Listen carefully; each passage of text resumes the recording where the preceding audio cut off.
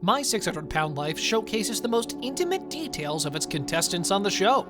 In every episode and with every contestant, there are surprising aspects which come to light. And then there are questions people have been asking about the show.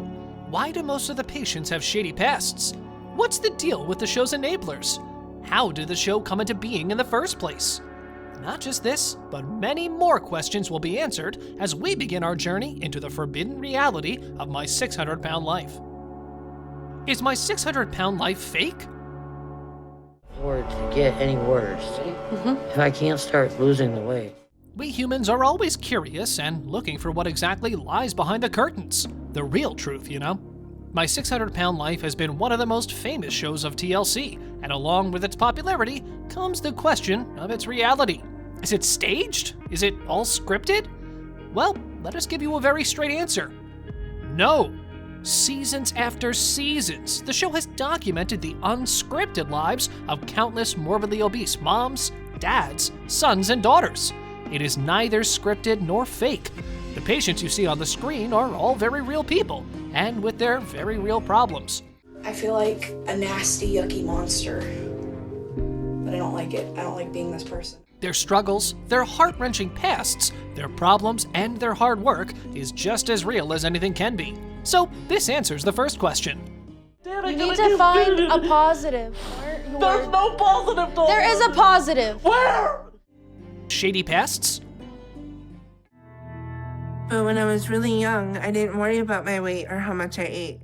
Where most of the patients are seen to have experienced childhood trauma, they were abused, neglected, bullied, or harassed, their traumas demanded escape, which they found in food. But this isn't the topic we're trying to discuss, is it? Well, where most of the patients had heart-wrenching stories, there are some who just liked eating. I can relate too. Like Henry Foots from season 1. He admitted that he just really liked to eat and started it when he was a kid. Since then, he couldn't stop. And then we have Randy Statham, who started eating more because he needed to be big to be a better athlete. Hence, not every patient in My 600-Pound Life has a shady past. Some of them just really like eating, like you and I do. I find comfort in food right now. The enablers. I hope you can eat it. I might have to get you something to hold it up with. Throughout our journey of patients weighing from almost 500 to almost 1,000 pounds, their journeys have been off and on. Some left the show because of the difficulties they found in following the required regimen, and others tried more than they could and achieved exactly what they wanted to. But one thing which had most of our focus was the enablers, usually the spouses or significant others. Mostly, they're seen sneaking in food for the patients. And when you ask them why they do that, you'll get the answer: I do it because it makes them happy. When I'm eating, I do feel happy. Now, the question is it really the case? Do they really do it out of love, or is this just something else? Many people have said it can be a mental illness too. Not the same as the patients. The enablers, however, have some kind of codependency on them, as they usually do not have any life other than their obese mother, father, or whoever it is. Secondly, the enablers grew up in an environment where this kind of behavior was normalized. They do not know what is and is not appropriate. Plus, we've seen many patients who were extremely perfect manipulators. Thus, you can't always blame the enablers every time. Thirdly, most of these enablers are paid caregivers. So, as the patient loses weight, they lose money. And why would anyone want that? Now, I hope this question is answered as well. P.S. Some have a fetish for oversized people too. Behind the scenes. As much as we love watching on the screen, aren't we all a little curious about what might be happening behind the scenes too? The cameraman is always following them everywhere, from them having difficulties with staying on a diet to their embarrassing bathroom routines. Everything is captured on camera.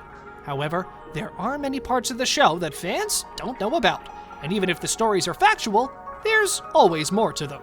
A patient who had an incredible transformation on the show told that the producers always exerted a kind of pressure on them. They were rather forceful with their demands. The second thing is the blurring of the line between fact and fake. I know I said it's not scripted, but I never said it wasn't edited. Dangers lie ahead? I eat for people. I just eat what I want, and they pay for it, as long as I film it. As much as it might sound weird, most patients on the show were even unaware of their own body weights. All they knew was to eat. But, well, can't blame them or judge them either, considering what they've been through. Most of the obese patients who have appeared on the show never knew exactly how much they weighed until they made up their mind to meet Dr. Now and to seek assistance in losing weight. Are you comfortable with it? No. So why you didn't comply with the diet? Most of the time, patients were shocked by seeing their weight because, obviously, they never expected it to be that high.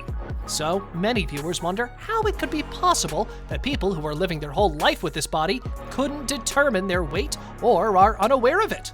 Well, the actual reason behind this is that their actual size couldn't be measured on regular weigh-in machines, because usually those only go up to 300 pounds.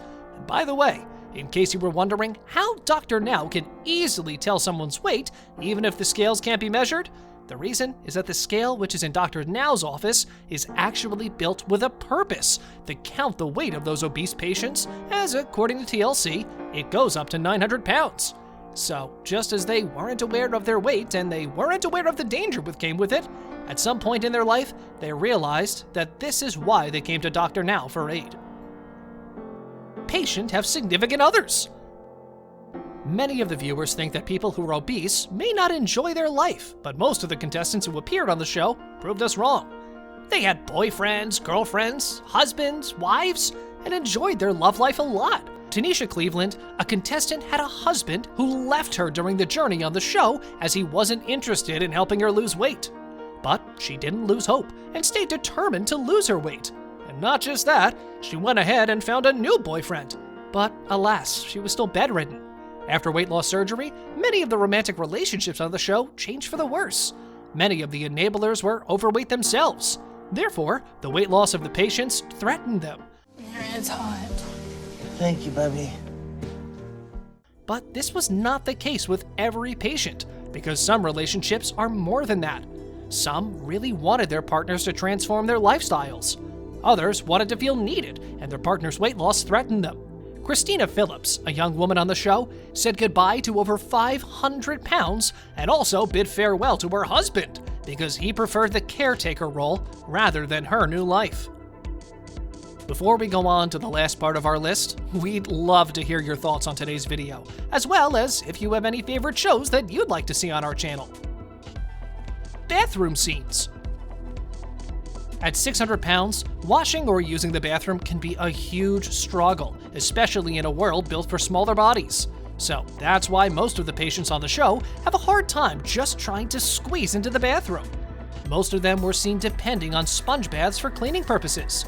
But what caught most of our attention was how they had to be filmed while bathing.